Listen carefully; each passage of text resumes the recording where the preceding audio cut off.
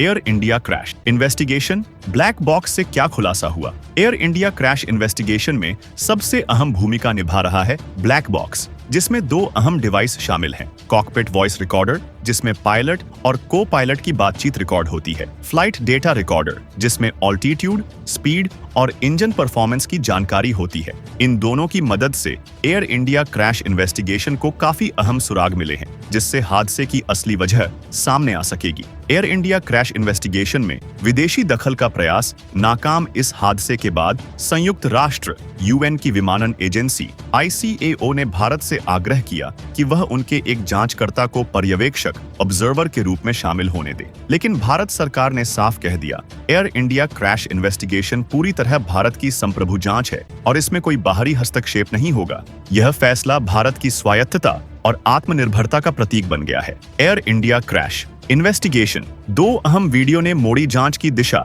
आर्यन का viral video, आम लड़के से मिला सबसे बड़ा सुराग। एयर इंडिया क्रैश इन्वेस्टिगेशन में एक अहम वीडियो सामने आया, जिसे 17 वर्षीय आर्यन आरी ने छत से शूट किया था। इस वीडियो में देखा गया कि टेक ऑफ के वक्त लैंडिंग गियर्स बाहर थे, प्लेन के विंग फ्लैप्स पूरी तरह खुले नहीं थे, यानी रिट्रैक्टेड थे। यह दोनों संकेत सामान्य नहीं हैं और एयर इंडिया क्रैश इन्वेस्टिगेशन में इन्हें गहराई से देखा जा रहा है। एयरपोर्ट का CVC फुटेज भी बना सबूत। दूसरा video air India crash investigation में शामिल किया गया, जो एयरपोर्ट के CCTV से मिला है। इसमें टेक ऑफ से लेकर क्रैश तक की गतिविधियां रिकॉर्ड हुई हैं, जिससे जांच को नई दिशा मिली है। Air India crash investigation, pilot की गलती या तकनीकी गड़बड़ी। कुछ रिपोर्ट्स ने कहा कि टेक ऑफ के बाद एक तेज आवाज आई और शायद इसी घबराहट में पायलट्स ने लैंडिंग गियर अंदर करना भूल गए, फ्लैप्स को सही से डिप्लॉय नहीं किया। लेकिन एयर इंडिया क्रैश इन्वेस्टिगेशन में यह भी सामने आया है कि कैप्टन सुमित सबरवाल के पास 8000 से अधिक फ्लाइंग आवर्स का अनुभव था।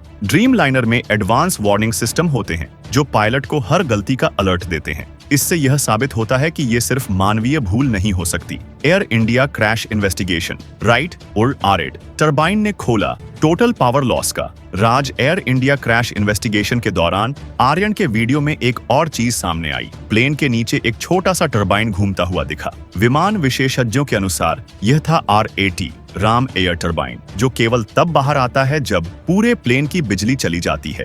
RAT हवा से घूमकर थोड़ी बहुत पावर जनरेट करता है, ताकि हाइड्रोलिक और इलेक्ट्रिकल सिस्टम्स इमरजेंसी में काम कर सकें। एयर इंडिया क्रैश इन्वेस्टिगेशन में यह RAT दिखना इस बात का पुख्ता संकेत है कि प्लेन ने टोटल पावर लॉस झेला था। चश्मदीदों के बयान भी एयर इंडिया क्रैश इन्वेस्टिगेशन को मजबूती दे रहे हैं। विश्वास कुमार रमेश, जो क्रैश के समय घटनास्थल के पास मौजूद थे, ने कहा, एक जोरदार धमाका हुआ और लाइट्स फ्लिकर करने लगी। एयर इंडिया क्रैश इन्वेस्टिगेशन में यह घटना RAT डिप्लॉयमेंट से मेल खाती है, जिसे एक्सपर्ट्स ने भी पुष्टि की है। एयर इंडिया क्रैश इन्वेस्टिगेशन में ब्लैक बॉक्स से अहम सुराग मिले। विदेशी एजेंसियों को जांच में शामिल नहीं किया गया। RAT का एक्टिव होना टोटल पावर लॉस की ओर इशारा करता है। पायलट का अनुभव और सिस्टम्स की एडवांस टेक्नोलॉजी पायलट की गलती की संभावना को कम करता है। 2 अहम वीडियो इस जांच में निर्णायक भूमिका निभा रहे हैं। आप क्या सोचते हैं? क्या यह हादसा सिर्फ एक तकनीकी गलती था या किसी बड़ी लापरवाही का नतीजा? क्या भारत की एयर इंडिया क्रैश इन्वेस्टिगेशन पर्याप्त है